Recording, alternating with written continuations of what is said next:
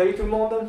Alors aujourd'hui une vidéo très courte sur la jongle avec quelques petites explications du vocabulaire qui lui est lié. Donc on a vu un travail à 3 balles qui commence avec une, puis 2, puis 3.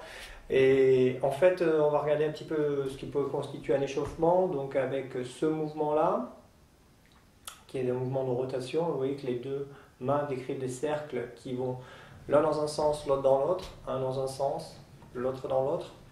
Ok, donc c'est en fait ce mouvement-là. Donc vous pouvez vous échauffer ici, en synchroniser, en désynchronisé, puis faire exactement la même chose dans l'autre sens.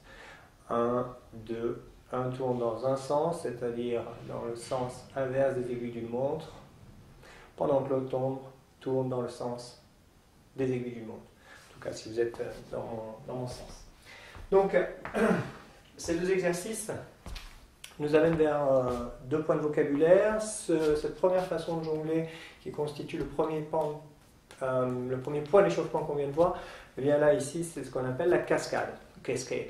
Et si on travaille dans l'autre sens, ici, eh bien on va avoir ce qu'on appelle reverse cascade. Voilà.